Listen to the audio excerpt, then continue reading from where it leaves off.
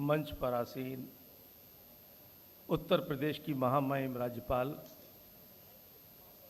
प्रदेश की सभी विश्वविद्यालयों की कुलाधिपति, हम सब की प्रेरणा स्रोत माननीय श्रीमती आनंदीबेन पटेल जी,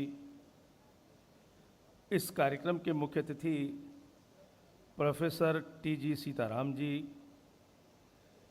विशिष्ट अतिथि मंत्रिमंडल में मेरी सहयोगी छोटी बहन श्रीमती रजनी तिवारी जी, इस विश्वविद्यालय की कुलपति प्रोफेसर संगीता शुक्ला जी,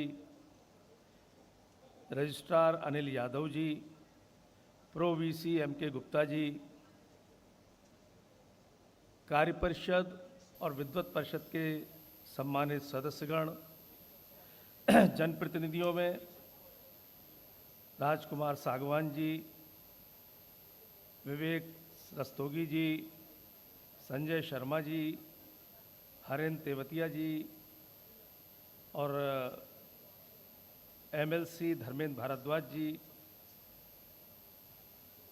अतिथिगण में प्रोफेसर नरेंद्र तनेजा जी, दर्शन लाल अरोड़ा जी, सम्मानित अतिथिगण, सम्मानित शिक्षकगण, सम्मानित अभिभावकगण, मीडिया के बंधुओं, छात्र छात्राओं, सबसे पहले मैं क्रांति की इस धरा मेरठ को नमन करता हूँ। इस धरा ने स्वतंत्रता संग्राम का आगाज किया था और पूरे देश में एक मशाल जलाई थी कि स्वतंत्रता के लिए हमें संघर्ष करना है। और उसमें भी उस धरा पर इस ऐसी शख्सियत के नाम ये विश्वविद्यालय, जो स्वयं स्वतंत्रता संग्राम सेनानी भी रहे, अपने कृतित्व से किसानों के मसीहा कहलाए, भारत के 5वें प्रधानमंत्री बने और भारत रत्न प्राप्त किए, ऐसे श्री चौधरी चरण सिंह जी के नाम पर यह विश्वविद्यालय है। आज से जैसे आप लोग नए जीवन में प्रवेश कर रहे हैं, आज से नया नवरात्रि शुरू हो रही है। कल तक प्रतिपक्ष थे, पूर्वजों को याद करने के दिन। भारत के इस विशाल आंगन में महापुरुषों की आत्माएं फिर फेरा लगाती हैं। कौन अंजलि जल भरकर उनका तर्पण करता है। उनके लिए तर्पण, उनके लिए कुछ अर्पण, उनका स्मरण, ये हम लोगों की परंपरा रही है। हम यदि किसी संस्था का नाम उनके नाम पर रखते हैं या कहीं किसी उचित स्थान पर उनका मूर्ति रखते हैं, यही उनके लिए तर्पण है, यही उनके लिए अर्पण है, यही उनका स्मरण है। मित्रों, आप ऐसे विश्वविद्यालय में पढ़ रहे हैं, ऐसे नामचीन व्यक्तित्व के नाम पर जो विश्वविद्यालय है, और महामहिम से आप लोगों ने उपाधियां प्राप्त की हैं, ये आपके जीवन का एक संस्मरण बनेगा। आप लोगों ने जिन्होंने उपाधियां प्राप्त की हैं, जिन्होंने मेडल्स प्राप्त किए हैं, उन सबको मैं हृदय की गहराइयों से बधाई देना चाहता हूं, उनके उज्जवल भविष्य की कामना करता हूं। बधाई उनको, उनके साथ उनके माता पिताओं को, गुरुओं को। बच्चों, आज जो आपने मुकाम हासिल किया है,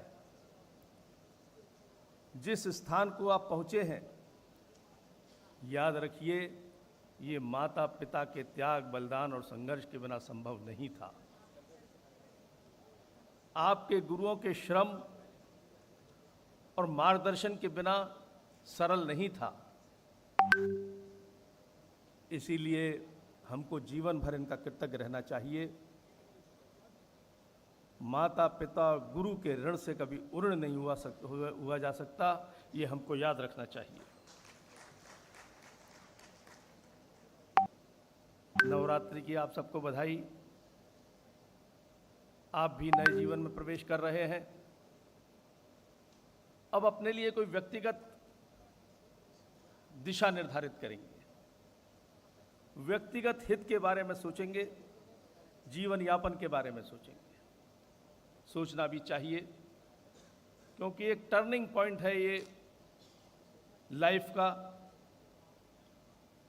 और लेकिन हमको यह भी याद रखना चाहिए कि यह मुकाम हमने इस देश और देशवासियों के योगदान से हासिल किया है।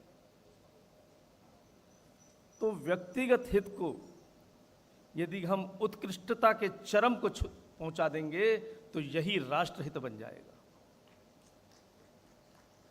जैसे यहाँ पर मान लीजिए अध्यापक हैं, आप कोई अध्यापक बनेगा तो एक अध्यापन कार्य करके अपना कर्तव्य के अतिश्री समझे या अपना 100% यानी उत्कृष्टता का चरम देगा तो आने वाली नस्लों को यानी इस राष्ट्र की सेवा करेगा।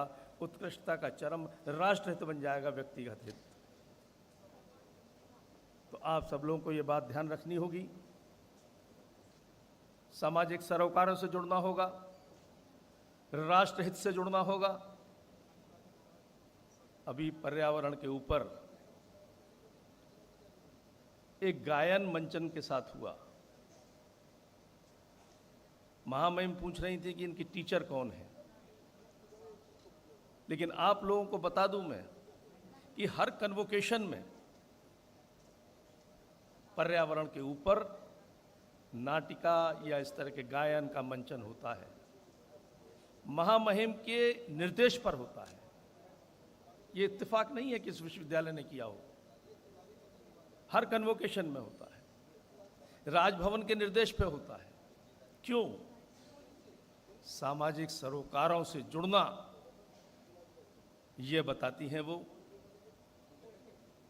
इन मंचन से उन्होंने मंचन किया, गायन किया, आप लोगों ने सुना, अवलोकन किया। तो इस मंचन से, गायन से उनके अंदर संस्कार पैदा हुए पर्यावरण के लिए, और आपको संदेश मिला कि इसकी हमको रक्षा करनी चाहिए। वो पूछ रही बच्ची गीत में कि नदी कह रही है कि आप कहाँ थे जब हम मर रहे थे। यानी आने वाली नस्लों को हम क्या दे के जाएंगे, यह उसका संदेश था। हम सबको उसके लिए जागरूक रहना चाहिए। अपने कृतित्व को राष्ट्रहित से कैसे जोड़ें, यदि ये सीखना हो तो महामहिम और हमारे नेता मोदी जी से सीखिए।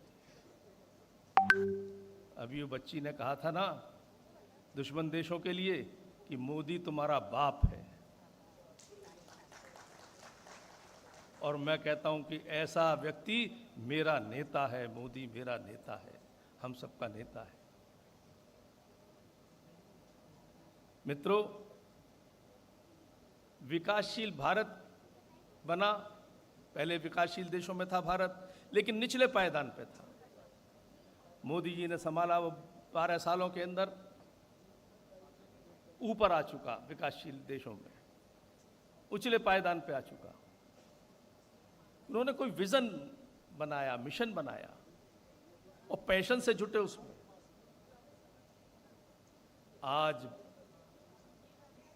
समुद्र की गहराइयों से लेकर अंतरिक्ष की ऊंचाइयों तक यदि भारत का परचम लहरा रहा है तो माननीय मोदी जी की वजह से लहरा रहा है। हम सबको भी ऐसा ही सोचना चाहिए उनकी तरह।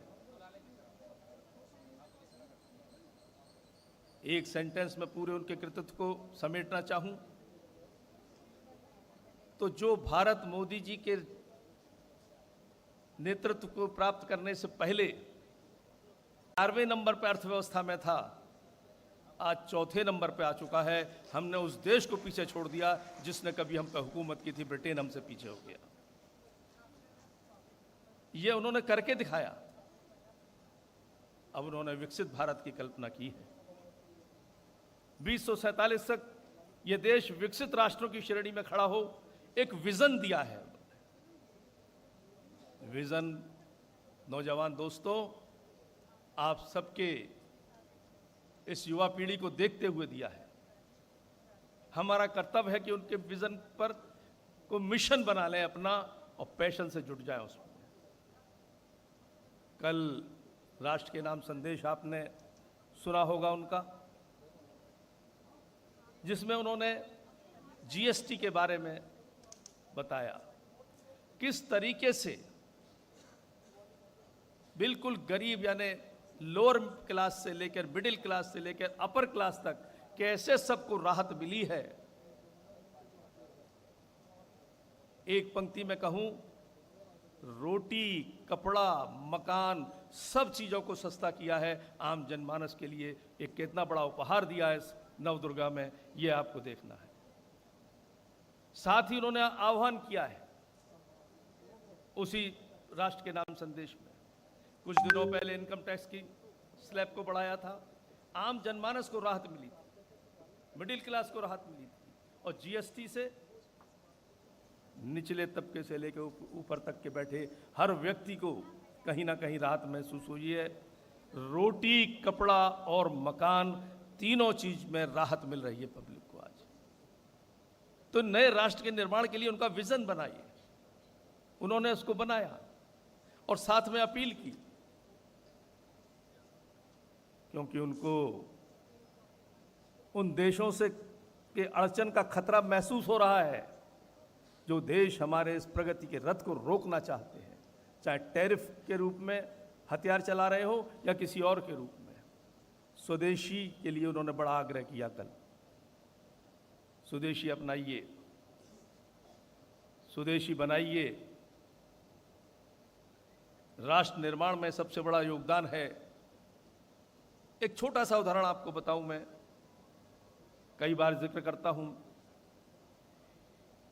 हम लोग पहले जो पुराने हैं वो सब जानते होंगे कि कोई मेहमान आता था, आव भगत की जाती थी, लस्सी, शिकंजी, शरबत, तरह तरह के फ्लेवर्स के शरबत पेश किए जाते थे।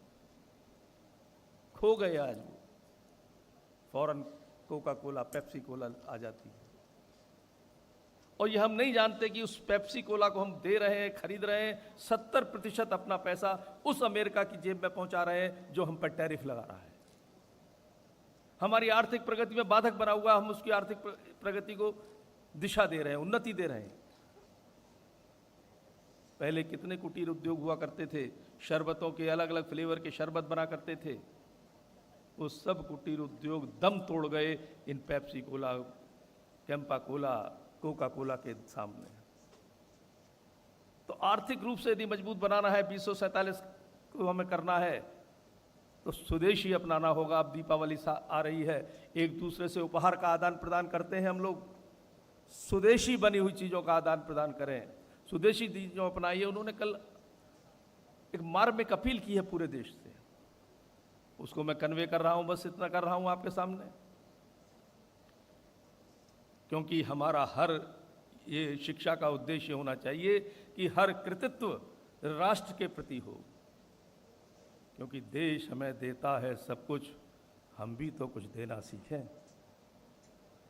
मित्रों, मैं पुनः आपके उज्जवल भविष्य की कामना करता हूं और ये अपील करता हूं कि आपका कृतित्व राष्ट्र की सेवा में और सामाजिक सरोकारों से जुड़ा रहेगा। धन्यवाद।